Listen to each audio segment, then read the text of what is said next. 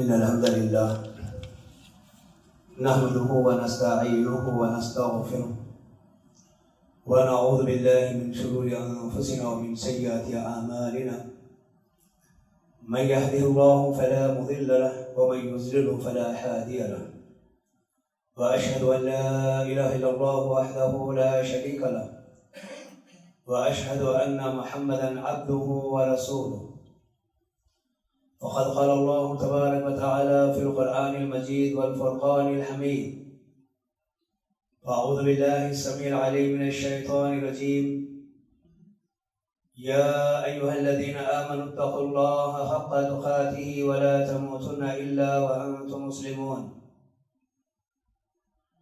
يا أيها الناس اتقوا ربكم الذي خلقكم من نفس واحدة وخلق منها زوجها وبث منهما رجالا كثيرا ونساء واتقوا الله الذي تساءلون به والأرحام إن الله كان عليكم رقيبا يا أيها الذين آمنوا اتقوا الله وقولوا قولا سديدا يصلح لكم أعمالكم ويغفر لكم ذنوبكم ومن يطع الله ورسوله فقد فاز فوزا عظيما أما بعد فإن خير الحديث كتاب الله وخير الهدي هدي محمد صلى الله عليه وسلم وشر الأمور محدثاتها وكل محدثة بدعة وكل بدعة ضلالة وكل ضلالة في النار وقد قال الله تبارك وتعالى في القرآن المجيد والفرقان الحميد أعوذ بالله العظيم وبوجهه الكريم وبسلطانه القديم من الشيطان الرجيم ولا تهنوا ولا تهزنوا وأنتم الأعلون إن كنتم مؤمنين. معزز و محترم حاضرین جمعہ، پردہ نشین خواتین اسلام، تمام قسم کی تعریفات، تسبیحات، تحلیلات، تحمیدات، تکبیرات اس اللہ ذوالجلال والاکرام کے لیے لائق ہے جو ساری کائنات کا خالق، مالک، مدبر و مصور ہے، جس کا کوئی شریک سازیدار نہیں ہے. اس کے معاملات میں، اس کے تصرفات میں، اس کے اختیارات میں وہ تنہا ہے. اس اللہ تبارک و تعالیٰ کا فضل و احسان کہ اس نے ہمیں اس کائنات میں پیدا کیا، اسلام جیسی عظیم نعمت سے نوازا، ضلالت، گمراہی، بے دینی سے محفوظ فرمایا. درود و سلام ہو تمام انبیاء اور رسول پر، خصوصاً ہمارے اور آپ کے آخری نبی جنہیں اللہ تبارک و تعالی ہماری رہنمائی، رہبری کے لیے مبعوث فرمایا اور آپ کی اطاعت اور اتباع میں ہماری کامیابی اور کامرانی رکھی. اللہم صلی علی محمد وعلی آل محمد کما صلیت علی ابراہیم وعلی آل ابراہیم انک حمید مجید. اللہم بارک علی محمد وعلی آل محمد کما بارکت علی ابراہیم وعلی آل ابراہیم انک حمید مجید. معزز و محترم حاضرین، آج کے اس خطبہ جمعہ میں مسلمانوں کے زوال کے اسباب سے متعلق کچھ باتیں میں آپ کے گوشہ گزار کروں گا. اللہ تبارک و تعالیٰ سے دعا ہے کہ اللہ تعالیٰ ہم تمام کو دین اسلام کو صحیح معنوں میں سمجھنے اور اس کے مطابق عمل کرنے کی توفیق عطا فرمائے. معزز حاضرین، مسلمانوں کی جو حالات ہیں یہ حالات انتہائی گمبھیر ہیں. آئے دن حالات بگڑتے اور بدلتے چلے جا رہے ہیں. حقیقی معنوں میں ایسے محسوس ہوتا ہے کہ مسلمانوں کی کوئی اوقات نہیں ہے، کوئی مسلمانوں کا صحیح معنوں میں پرسان حال نہیں ہے. ہر جگہ مسلمان کمزور اور ناتواں نظر آتے ہیں. اس کے کئی ایک اسباب ہیں کہ مسلمان قوم جو عروج پر تھی جو ترقی پر تھی اور جس سے غیر اقوام گھبرایا کرتے تھے، آج یہ مسلم قوم خوف کے ماحول میں اپنی زندگی گزار رہی ہے۔ غرض یہ ترقی سے زوال کی طرف آ رہی ہے، عروج سے پستی کی طرف آ رہی ہے۔ اس کی وجہ کیا ہے؟ تو اہل علم میں مختلف وجوہات بیان کیے ہیں۔ بعض نے یہ کہا کہ مسلمان صنعت و حرفت میں ترقی کیے ہوئے تھے، آج ان کے پاس سے یہ چیزیں ختم ہو گئی ہیں، آہستہ آہستہ زوال کی طرف آ رہے ہیں۔ تو بعض نے کہا کہ مسلمانوں نے تجارت کے اندر جو اصول اپنانا تھا وہ اصول نہیں اپنائے اور ان اصولوں کو ترک کر دیا، تجارت کے اندر بے اعتنائی برتنے لگے، جس کی وجہ سے مسلمان زوال پذیر ہو گئے۔ مسلمانوں کے اندر تجارت کے معاملے میں جو عدل و انصاف پہلے پایا جاتا تھا، وہ عدل و انصاف مسلمانوں کے اندر سے ختم ہو گیا۔ مسلمان تجارت میں نقصان اٹھانے لگے اور ان کی حیثیت معاشرے سے بلکہ قوم سے ختم ہو گئی، اس لیے یہ قوم زوال پذیر ہو گئی۔ تو بعض نے کہا کہ مسلم قوم نبی کریم صلی اللہ علیہ وسلم کے دور میں اور بعد کے ادوار میں تعلیم پر سب سے زیادہ توجہ دیا کرتی تھی، جس کی وجہ سے اللہ تبارک و تعالیٰ نے انہیں ان کے علم کی بنیاد پر بلندی عطا کیا تھا۔ لیکن جیسے جیسے مسلم قوم تعلیم کے میدان میں زوال پذیر ہونے لگی، پیچھے آنے لگی، اس سے پوری مسلم قوم زوال پذیر ہو گئی۔ اور آج کے موجودہ دور میں بھی دیگر اقوام کے مقابلے میں سب سے زیادہ تعلیم کے معاملے میں پیچھے اگر کوئی قوم ہے تو وہ مسلمان قوم ہے۔ تو بعض اہل علم کا کہنا ہے کہ ہمارے اندر جو علمی مسابقت تھی وہ علمی مسابقت ختم ہو گئی، رفتہ رفتہ ہم دیگر قوموں کے پیچھے ہو گئے، جس کی بنیاد پر یہ مسلمان قوم زوال پذیر ہو گئی۔ تو بعض اہل علم نے کہا کہ مسلمان قوم کے زوال کے اسباب یہ ہے کہ مسلم قوم فضول خرچی میں مبتلا ہو گئی، اپنے حلال کمائی کو فضول چیزوں میں خرچ کرنے لگی، جس کی بنیاد پر مسلمان زوال پذیر ہو گئے اور مسلمانوں کی یہ حالت ہو گئی۔ اور یہ حقیقت بھی ہے کہ مسلمان جہاں اللہ تبارک و تعالیٰ نے اسے دولت سے سرفراز فرمایا، جہاں اس کی معیشت مستحکم ہوئی، وہیں پر مسلمانوں کے اندر فضول خرچی بھی آئی، اور اتنی زیادہ فضول خرچی جو معاملہ 100 میں حل ہونے والا ہوتا ہے اس کو کھینچ کر لاکھوں تک لے جایا جاتا ہے۔ تو یقیناً مسلمانوں کے زوال کا ایک سبب اہل علم نے بتایا کہ مسلمانوں کی فضول خرچی ہے۔ تو بعض اہل علم کہتے ہیں کہ مسلمانوں کے زوال پذیر ہونے کا ایک سبب یہ ہے کہ مسلمانوں کی حکومت کا خاتمہ ہو گیا ہے، غیر مسلم حکمران ہمارے اوپر مسلط ہو گئے ہیں۔ یہی وجہ ہے کہ آج مسلم قوم زوال پذیر ہو رہی ہے۔ عزیزان محترم، اگر آپ ان سارے وجوہات کو دیکھیں، یہ عوارض ضرور ہے، یہ اسباب ضرور ہیں، ان چیزوں کے ذریعے سے ایک مسلمان قوم زوال پذیر ہو سکتی ہے اور ہو رہی ہے۔ لیکن میں آپ کو مسلمانوں کے زوال کے 3 اسباب بتانا چاہتا ہوں۔ یہ 3 اسباب مسلمانوں کے اندر آ گئے ہیں، جس کی وجہ سے آج مسلم قوم زوال پذیر ہو رہی ہے۔ سب سے پہلی چیز کہ مسلم قوم اللہ کی کتاب، اللہ کے رسول صلی اللہ علیہ وسلم کی حدیث سے دوری اختیار کر لی ہے۔ یہ مسلم قوم کا سب سے پہلا سبب ہے کہ یہ قوم اسلام سے دور ہو رہی ہے، اللہ کی رسی کو مضبوطی سے تھامنے کے بجائے کمزوری کے ساتھ اللہ کی اس رسی کو پکڑے ہوئے ہیں، یہ پہلی چیز ہے مسلمانوں کے زوال کے سبب میں سے پہلا سبب ہے۔ اللہ کے نبی صلی اللہ علیہ وسلم نے فرمایا ترکت فیکم امرین لن تضلوا ما تمسکتم بہما کتاب اللہ و سنت نبی، کہ میں تمہارے درمیان دو چیزیں چھوڑے جا رہا ہوں، ایک اللہ کی کتاب اور دوسرے نبی کی سنت۔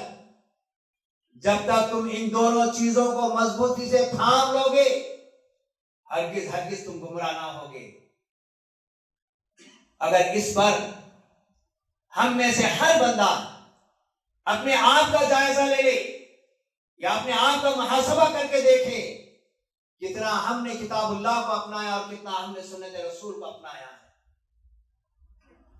حقیقت میں اللہ کی کتاب سے ہمارا گہرا تعلق نہیں ہے، نبی کریم صلی اللہ علیہ وسلم کی سنتوں سے ہمارا گہرا تعلق نہیں ہے۔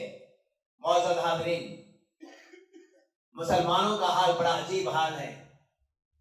اگر کہیں قرآن کی توہین ہو جائے مسلمان بے چین اور بے قرار ہو جاتا ہے، نبی کریم صلی اللہ علیہ وسلم کی شان میں گستاخی ہو جائے مسلمان اپنے گھروں سے باہر نکل آتا ہے، احتجاج کے لیے تیار ہو جاتا ہے، اپنی جانیں قربان کرنے کے لیے تیار ہو جاتا ہے۔ وہیں پر پلٹ کر اگر مسلمانوں کی زندگی کے اندر دیکھا جائے تو جس قرآن کے لیے وہ یہ احتجاج کر رہا ہے اس قرآن کے مطابق یہ عمل کرنے کے لیے تیار نہیں ہے۔ جس نبی کی شان میں گستاخی پر یہ اپنے گھر سے باہر نکل گیا ہے، پلٹ کر اگر دیکھیں تو یہ اللہ کے نبی صلی اللہ علیہ وسلم کی سنت کو ترک کرنے والا ہے۔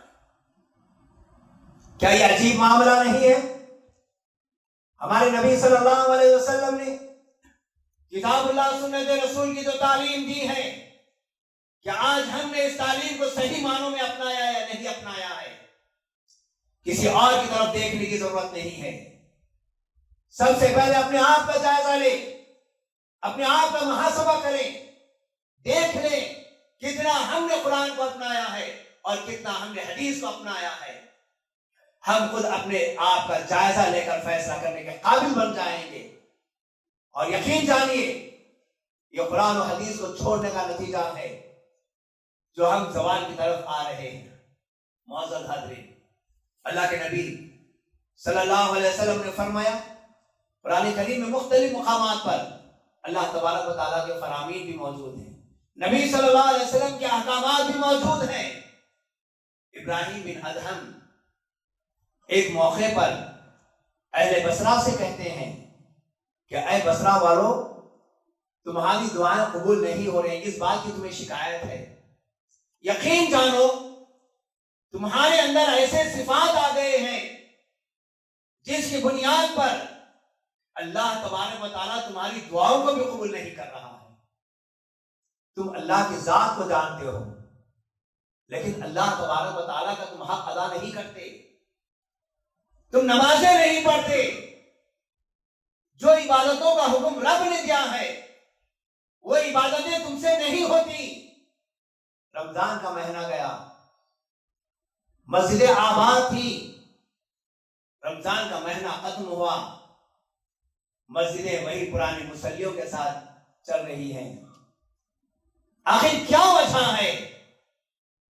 رمضان میں شیطان کو بند کر دیا گیا تھا، وہ آزاد ہو گیا، ایک مہینہ ہماری تربیت نہیں ہو سکی، ہم اپنے نفسوں کو رب کی طرف نہیں لگا سکے، شیطان کا ہم پر حملہ ہوا، شیطان کے نرغے میں فوراً ہم آ گئے۔ ابراہیم بن ادہم نے کہا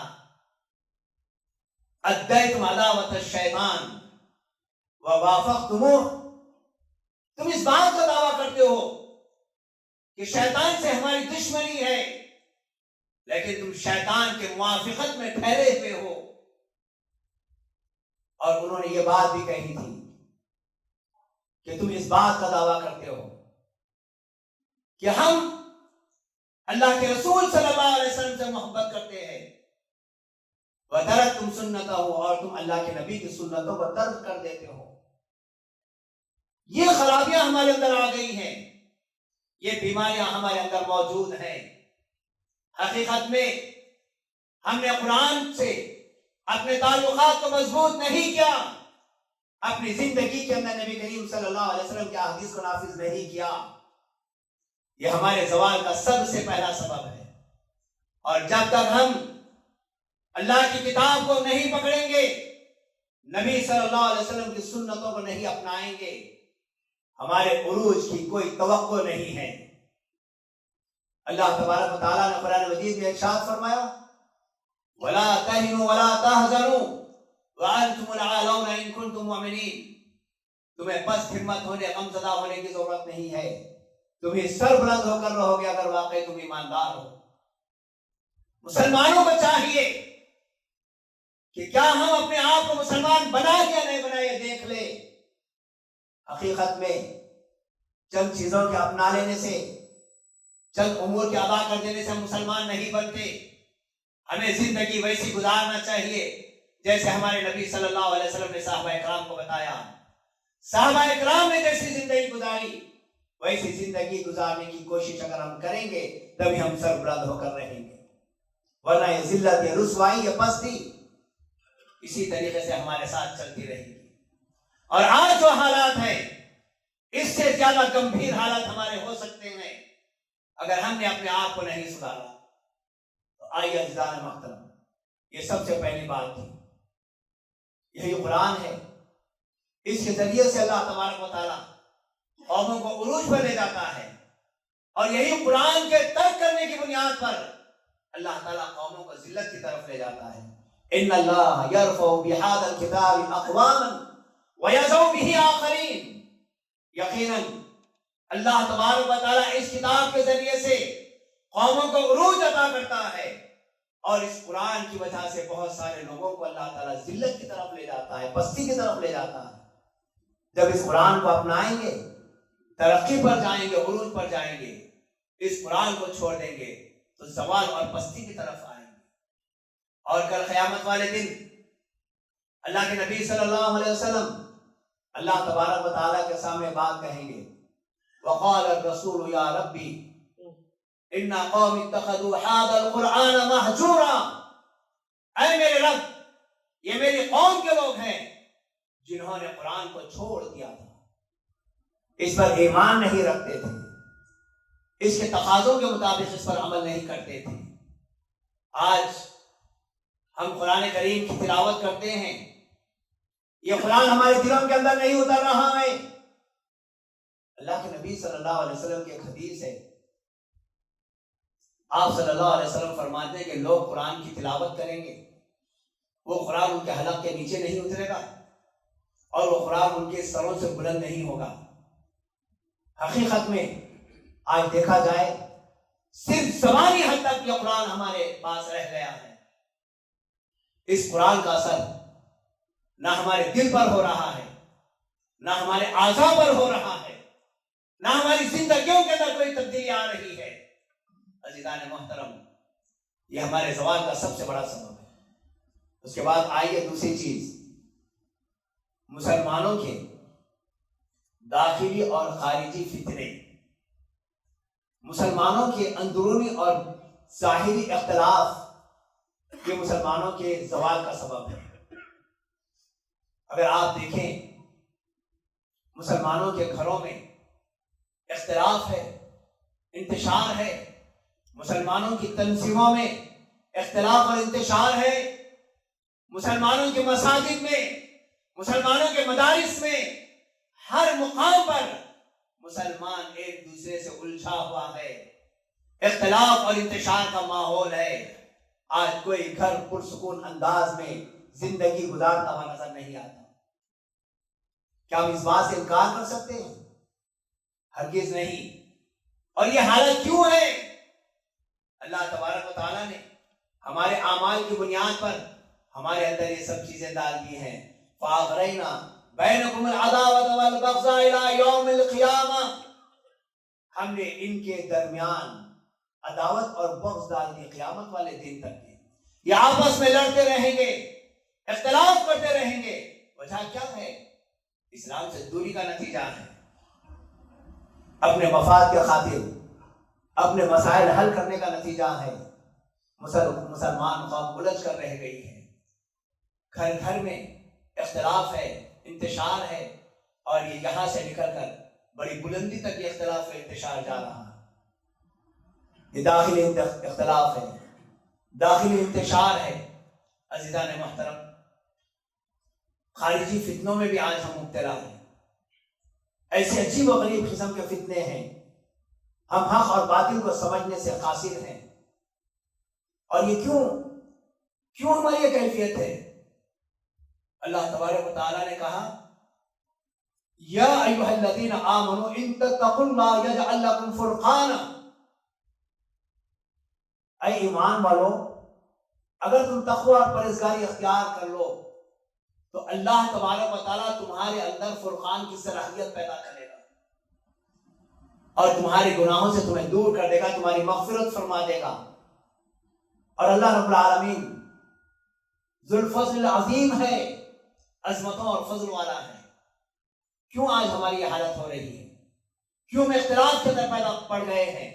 یہ انتشار ہمارے اندر کیوں ہے؟ اللہ نے کہا کہ اے ایمان والو جب تم لوگ متقی اور پرہیزگار بن جاؤ گے، اللہ تبارک و تعالیٰ تمہارے اندر فرقان کی صلاحیت پیدا کرے گا۔ یہ کیا ہے فرقان؟ حق و باطل میں فرق کرنے کی صلاحیت آئے گی، حلال اور حرام میں فرق کرنے کی صلاحیت پیدا ہوگی، جائز اور ناجائز میں فرق کرنے کی صلاحیت پیدا ہوگی، اچھائی اور برائی کو سمجھنے کی صلاحیت پیدا ہوگی۔ آج یقینی معنوں میں ہمارے اندر سے صلاحیت ختم ہو گئی۔ آج ہم فطروں میں مبتلا ہو گئے، اختلافات میں مبتلا ہو گئے، انتشار ہماری صفوں کے اندر آ گیا۔ حقیقی معنوں میں اللہ رب العالمین نے اس عظیم نعمت سے ہمارے ایمان کی کمزوری کی بنیاد پر، ہمارے تقوی کی کمزوری کی بنیاد پر اللہ رب العالمین اس عظیم نعمت سے ہمیں محروم کر رکھا ہے۔ آج ہم طرح طرح کے فتنوں اور انتشار میں مبتلا ہیں۔ عزیزان محترم، آج یہی اختلاف اور انتشار کا نتیجہ ہے کہ آج مسلم قوم غیروں کی طرف اپنا ہاتھ بڑھاتی ہے، غیروں سے اپنے تعلقات میں استوار کرتی ہے، ان سے دوستی کرتی ہے، ان قوموں کے ساتھ مل کر رہنا چاہتی ہے، جبکہ اللہ تبارک و تعالیٰ نے کہا یا ایھا الذین آمنوا لا تتخذوا اليہود والنصارى اولیاء بعضهم اولیاء بعض ومن يتولهم منکم فانه منهم ان اللہ لا یہدی القوم الظالمین۔ اے ایمان والو تم یہود و نصارہ سے دوستی مت کرو، یہ آپس میں ایک دوسرے کے دوست ہیں، اور جو کوئی تم میں سے ان سے دوستی کرے گا بس وہ بھی انہی میں سے ہو جائے گا، اور اللہ تعالیٰ ظالم قوم کو ہدایت نہیں دیتا۔ آج مسلمانوں کا حال کیا ہے؟ اللہ تبارک و تعالیٰ نے قرآن مجید میں ارشاد فرمایا فَلَا تَهِنُوا وَتَدْعُوا إِلَى السَّلْمِ وَأَنْتُمُ الْأَعْلَوْنَ وَاللَّهُ مَعَكُمْ۔ ایمانداروں کو اللہ رب العالمین کہہ رہا ہے تمہیں ہمت ہارنے کی ضرورت نہیں ہے، اور تم اپنے مسائل کے حل کے لیے ان کفار و مشرکین یا یہود و نصارہ، ان غیر مسلموں کو تم دعوت مت دو صلح کے لیے، ان کی طرف تم اپنا ہاتھ مت بڑھاؤ۔ آج ہماری تہذیب، ہمارا تمدن، ہماری روزمرہ کی زندگی انہی کے اصولوں پر چل رہی ہے۔ آج اسلامی معاشرہ ہمارے اندر سے ختم ہو رہا ہے۔ اللہ نے کہا تم ہی سر بلند ہو کر رہو گے، واللہ معاکم، اللہ تمہارے ساتھ ہے۔ اللہ نے تو ہمیں عزت دی ہے، بلندی کا مقام عطا کیا ہے، لیکن ہماری حرکتیں یہ کہ آج ہم غیروں کی طرف اپنا ہاتھ آگے بڑھا رہے ہیں۔ معزز حاضرین، مسلمانوں کے جماعتی اعتبار سے فتنے اور فساد دیکھیں، اس سے مسلم قوم کو بہت زیادہ نقصان ہوا ہے۔ مدینہ منورہ نبی کریم صلی اللہ علیہ وسلم کا شہر، پہلے یثرب کے نام سے جانا جاتا تھا۔ نبی صلی اللہ علیہ وسلم یہاں ہجرت کر کے تشریف لائے، مدینہ النبی اس کا نام پڑا، اور آج تک مدینہ شہر کے نام سے جانا جاتا ہے۔ اتنا پیارا شہر، لیکن یہیں سے فتنوں کی ابتدا ہوئی۔ عبداللہ بن ابی بن سلول، عبداللہ بن سبا، یہ دونوں داخلی فتنوں کے ذمہ دار ہیں۔ عبداللہ بن ابی بن سلول یہ منافقین کا سردار رہا۔ اس نے اپنی ساری زندگی میں مسلمانوں کے اندر اختلاف اور انتشار ڈالنے کی کوششیں کرتا رہا، مسلمانوں کے اندر پھوٹ ڈالنے کے لیے بڑھ چڑھ کر حصہ لیا کرتا تھا۔ اس کے بعد عبداللہ بن سبا، اس کی اگر آپ تاریخ دیکھیں، سب سے پہلے اسلام سے ہٹنے والی جو جماعت ہے خوارج، اس خوارج کا بانی عبداللہ بن سبا ہے۔ دراصل یہ یہودی تھا، یہ مسلمان بنا، مسلمانوں کی صفوں میں رہا۔ عمر بن خطاب رضی اللہ تعالی عنہ اس پر گہری نظر رکھے ہوئے تھے، اس کو مدینے سے باہر نکلنے پر پابندی لگا دی تھی، اس کو اور اس کی جماعت کو۔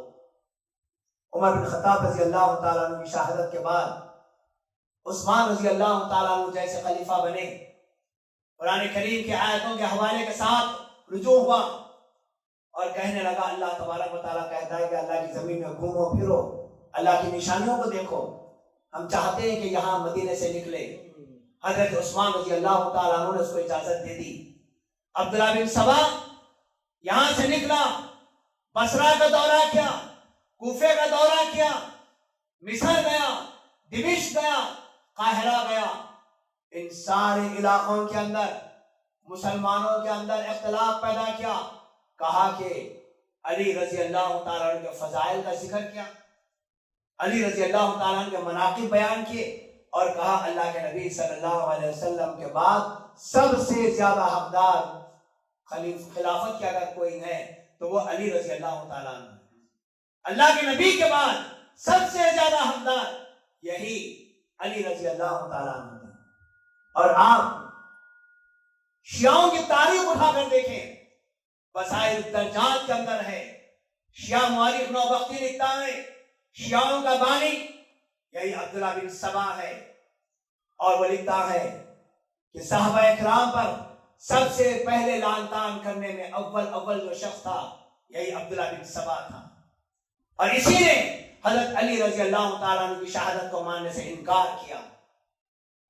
معزز حاضرین، یہی عبداللہ بن سبا ہے جس نے اللہ تبارک و تعالیٰ کی شان میں گستاخی کی، جس نے اللہ کے نبی صلی اللہ علیہ وسلم کی شان میں گستاخی کی، یہاں تک کہہ دیا اللہ کے نبی صلی اللہ علیہ وسلم اپنے ساتھیوں کی صحیح معنوں میں تربیت نہیں کر سکے۔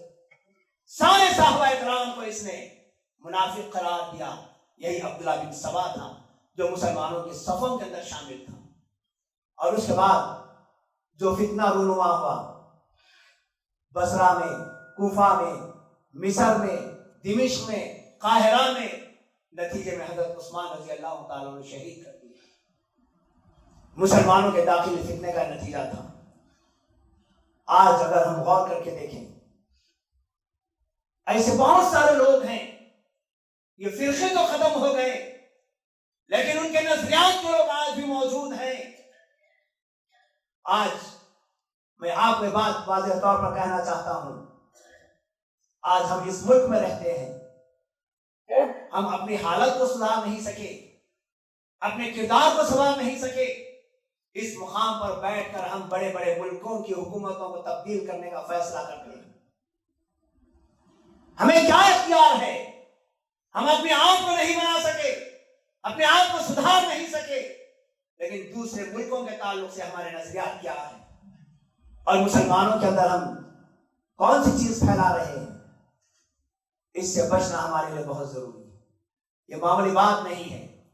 آپ کا ایک جملہ پوری قوم کے اندر فتنہ برپا کر سکتا ہے، پوری قوم کو تباہ کر سکتا ہے۔ آج ہم جانے انجانے کسی کی تائید اور کسی کی مخالفت کر رہے ہیں، نہ آپ ان کے پالیسیوں سے واقف ہیں، نہ آپ ان کے حرکتوں سے صحیح طور پر واقف ہیں، نہ آپ ان کی سیاست سے صحیح طور پر واقف ہیں۔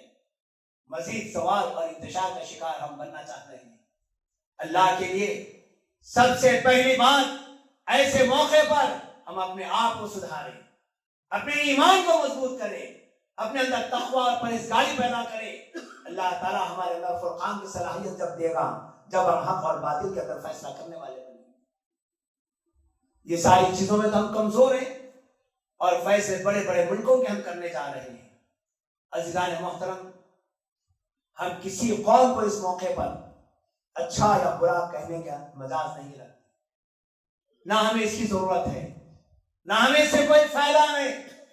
بس ہم ایک بات یہ ضرور کہیں گے، دنیا کے اندر کوئی بھی قوم ہو جو ہمارے اللہ کی شان میں گستاخی کرے، یا نبی کریم صلی اللہ علیہ وسلم کی شان میں گستاخی کرے، یا صحابہ اکرام کی توہین کرے، یا امہات المومنین کی شان میں بدتمیزی کے الفاظ ادا کرے، ان سے ہم مسلمانوں کا کوئی تعلق نہیں ہے۔ کیا آپ نہیں سنا؟ کیا آپ نہیں جانتے رجال کشی کے اندر کیسے کیسے واقعات لکھے ہوئے ہیں؟ ام المومنین عائشہ صدیقہ رضی اللہ تعالی عنہا کے تعلق سے دل دہلا دینے والا واقعہ موجود ہے، اور آج اس قوم سے ہماری محبت ہے۔ عزیزان محترم، ہماری قوم کا ایک جاہل انسان بھی ہے، اگر کوئی اس کے گھر والی کسی خاتون کے تعلق سے کوئی بدتمیزی کر دیتا ہے، یا اپنی جہالت کے باوجود بھی اس بے غیرتی کو برداشت نہیں کر سکتا۔ کوئی ہماری ماں، مومنوں کی روحانی ماں، ساری امت کی ماں، اور قیامت تک آنے والے سارے امت مسلمہ کی ماں عائشہ صدیقہ رضی اللہ تعالی عنہا کی شان میں گستاخی کر دے، اور ہم اس کے باوجود بھی بے غیرتی کے ساتھ ایسی قوموں کے ساتھ دینے لگ جائے، افسوس۔ سن لیجئے ایک بات، آپ کو احساس ہو جائے گا، ان کی کتاب کے حوالے سے بات کر رہا ہوں، وسائل الدرجات کے اندر جو ایران سے چھپی ہوئی ہے، اس میں بات لکھی ہوئی ہے کہ اللہ کے نبی صلی اللہ علیہ وسلم کے اس دنیا سے رخصت فرمانے کے بعد انہوں نے، شیعوں نے اتنا بڑا جملہ کہہ دیا، ام المومنین عائشہ رضی اللہ تعالیٰ عنہ اپنے گھر غیر مردوں کو بلایا کرتی تھی، ان کی ضیافت کیا کرتی تھی، اور ان سے کہا کرتی تھی کہ آپ کے کپڑوں پر جو منی لگی ہے اس کو آپ پانی سے مت دھو، لوگوں پر نشان ظاہر ہو جائے گا، اپنے ناخن سے کھریج دیا کرو۔ اتنا بڑا الزام ام المومنین عائشہ رضی اللہ تعالیٰ عنہ پر لگایا جائے، اور ہم بے غیرت بن کر اس قوم کا ساتھ دینے کے لیے آگے بڑھے۔ کہاں ہماری غیرت چلے گئی؟ کیوں ہم ایسی گفتگو کرنے لگے؟ کسی کے تعلق سے مخائف کیوں نہیں جاننے والے بنے؟ معزز حاضرین، امام خمینی نے کہا تھا، ہمارا آپ بخوبی جانتے ہیں، اور وہ بات بھی اس نے اپنی کتاب کے حوالے سے کہی کہ ان کے آخری امام جب اس دنیا کے اندر آئیں گے تو وہ امام آنے کے بعد ام المومنین عائشہ رضی اللہ تعالی عنہا کو ان کی خبر سے نکالیں گے، اور ان کے اوپر جو تہمت لگی تھی اس تہمت کی سزا میں انہیں سولی پر لٹکا دیا جائے گا۔ یہ ہماری ماں عائشہ صدیقہ رضی اللہ تعالی عنہ کی شان میں گستاخی، اور آج ہم ان لوگوں کی تعریف میں قصیدے پڑھنے والے بن رہے ہیں، ان کے حق میں قنوت نازلہ کے لیے اپیلیں کر رہے ہیں، کوئی ان کے لیے تعزیتی پیغام لکھ رہا ہے، تو کوئی اس قوم کا نماز جنازہ غائبانہ پڑھ رہا ہے۔ بہت بڑے فتنے میں ہم پڑے ہوئے ہیں، ہمیں ضرورت نہیں ہے۔ اس امت کے زوال کے اسباب میں ایک سبب یہ ہے، ہم داخلی اور خارجی فتنوں میں پڑ چکے ہیں، اور اس سے بچنے کا ایک ہی طریقہ یہ ہے کہ اپنے اندر ایمان کو مضبوط کریں، تقوی پیدا کریں، اور اللہ سے فرقان کی صلاحیت کے لیے دعائیں کرتے رہیں۔ آئیے عزیزان محترم، اس کے بعد میں اپنی بات کو مختصر کرتے ہوئے تیسری چیز جو اس امت کے زوال کا سبب ہے وہ یہ ہے کہ ہم نے اپنے بڑوں کی قدر کرنا چھوڑ دیا، بڑوں کا احترام کرنا چھوڑ دیا، بڑوں کی عزت ہم نے نہیں کی۔ ان میں بڑوں میں اللہ کے نبی صلی اللہ علیہ وسلم کے بعد صحابہ اکرام ہیں، حضرت عثمان رضی اللہ تعالی عنہ، یہ عظیم شخصیت ہے، اللہ کے نبی صلی اللہ علیہ وسلم نے ایک موقع پر کہا کہ عثمان، اگر آج کے بعد تم اگر کوئی نیکی نہیں کرو گے تب بھی اللہ تم سے سوال نہیں کرے گا۔ اور عثمان رضی اللہ تعالیٰ عنہ کی شخصیت اتنی عظیم شخصیت، اللہ کے نبی صلی اللہ علیہ وسلم فرماتے ہیں کل قیامت والے دن عثمان رضی اللہ تعالیٰ عنہ سے اللہ تعالیٰ حساب و کتاب لیے بغیر انہیں جنت میں داخل کر دے گا۔ یہ عثمان رضی اللہ تعالیٰ عنہ کی شان ہے، ان کا اتنا بڑا مقام ہے۔ اس کے بعد عثمان رضی اللہ تعالیٰ عنہ کی اس شخصیت کو داغدار کیا گیا، الزامات لگائے گئے، آپ کی شخصیت کو نقصان پہنچایا گیا، یہاں تک کہ آپ کو قتل کر دیا گیا۔ ساری امت فتنے کا شکار ہو گئی اور اس کے اثرات آج تک چلے آ رہے ہیں۔ شیعہ اور خوارج بننے کا نتیجہ یہی اختلاف رہا، شیعہ فرقہ بنا اسی اختلاف کے بعد، اور آج تک یہ فتنہ چل رہا ہے۔ عزیزان محترم، ہمیں چاہیے کہ ہم اپنے بڑوں کا ادب احترام کریں۔ اللہ کے نبی صلی اللہ علیہ وسلم کا فرمان ہے لیس منا من لم یرحم صغیرنا ویعرف کبیرنا البرکۃ مع اکابرہم۔ وہ شخص ہم میں سے نہیں ہے جو اپنے چھوٹوں پر رحم نہ کرے اور اپنے بڑوں کا ادب احترام نہ کرے۔ اور اللہ کے نبی صلی اللہ علیہ وسلم نے فرمایا البرکۃ مع اکابرہم، برکت بڑے لوگوں کے ساتھ ہے، بڑے لوگوں کی عزت کرنا۔ ان میں سب سے پہلے علماء کرام کا مقام ہے، علماء کرام کی عزت کرنا۔ آج ہمارے پاس علماء کی کوئی عزت نہیں ہے، علماء کا احترام نہیں ہے۔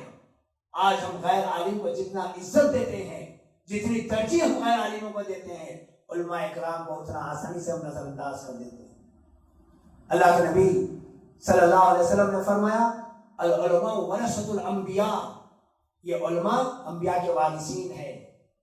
اور ایک امام مصلی پر ٹھہرتا ہے یا منبر پر ٹھہرتا ہے، ہمارے ذہن میں بات ہونی چاہیے یہ اللہ کے نبی صلی اللہ علیہ وسلم کا وارث ہے، جو اس منبر پر ٹھہرا ہوا ہے، جو اس مصلی پر ٹھہرا ہوا ہے۔ ہماری حیثیت کیا ہوتی ہے علماء کرام کے تعلق سے؟ ہم ایک نوکر کی حیثیت اس کو دیتے ہیں، اس کی ایک ایک حرکت پر نظر رکھتے ہیں۔ کیا ہم نے ان علماء کرام کی قدر کی ہے؟ علماء کرام کی قدر کرنا، اور ساتھ میں ہمارے جو بزرگ ہیں جو بڑھاپے پر پہنچ گئے ہیں، ان بزرگوں کی عزت کرنا، ان بزرگوں کا احترام کرنا۔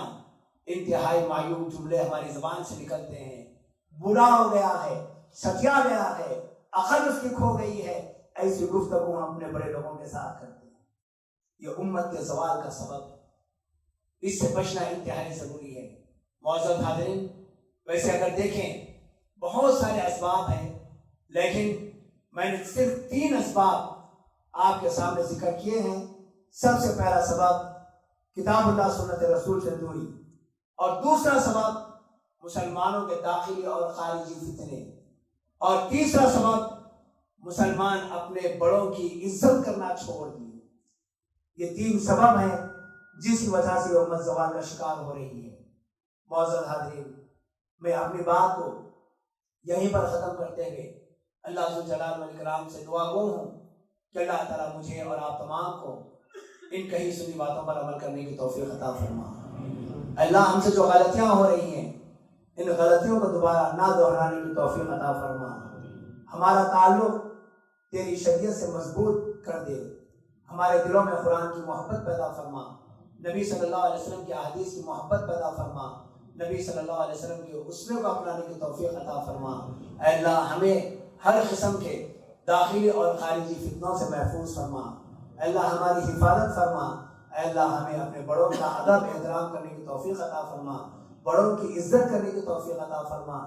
یقیناً آج یہ دین جو ہم تک پہنچا ہے ہمارے بڑوں کی کوششوں سے پہنچا ہے، بڑوں کی محنتوں سے پہنچا ہے، ان کی قربانیوں سے آج یہ دین ہم تک پہنچا ہے۔ اے اللہ ہمارے بڑے جو انتقال کر گئے ان کی مغفرت فرما۔ اے اللہ ہمارے بزرگ جو بخیر حیات ہیں، اے اللہ ان کی خدمات کو قبول فرما اور ان کا سایہ ہمارے سروں پر عطا فرما۔ اے اللہ ان کی لغزشوں کو معاف فرما۔ اے اللہ ہماری غلطیوں کو معاف فرما، ہماری خطاؤں کو معاف فرما۔ اے اللہ تو ہم پر رحم فرما۔ اے اللہ ہماری مغفرت فرما۔ اے اللہ مسلمان جہاں کہیں پریشان حال ہیں ان کی پریشانی کو دور فرما، جہاں مصیبتوں میں ہے جن کا کوئی سہارا نہیں ہے اے اللہ ان کی مصیبتوں کا رفع فرما، اے اللہ ان کے لیے تو سہارا بن جا، اے اللہ ان لوگ مسلمان اس وقت امن اور سکون کے لیے بے چین و بے قرار ہیں، اے اللہ سارے مسلمانوں کے لیے چین اور سکون اور امن عطا فرما، اے اللہ جو بیمار ہیں انہیں شفا کاملہ عاجلہ نصیب فرما، اے اللہ جو انتقال کر گئے ہیں ان سارے مرحومین کی مغفرت فرما، اے اللہ جو بقید حیات ہیں انہیں امن عطا فرما، سکون عطا فرما، چین عطا فرما، مصائب اور مشکلات سے نجات عطا فرما، اے اللہ ہم مسلمانوں کو ہر قسم کے موذی امراض سے محفوظ فرما، اے اللہ جب ہمارا خاتمہ ہو تو ایمان اور اسلام کے ساتھ ہمارا خاتمہ فرما، سبحان ربک رب العزت عما یصفون وسلام علی المرسلین والحمد للہ رب العالمین۔ اس ویڈیو کو آپ اپنے رشتہ دار اور دوست احباب کے ساتھ ضرور شیئر کریں اور سبسکرائب کریں اور بیل آئیکن کو دبانا نہ بھولیں۔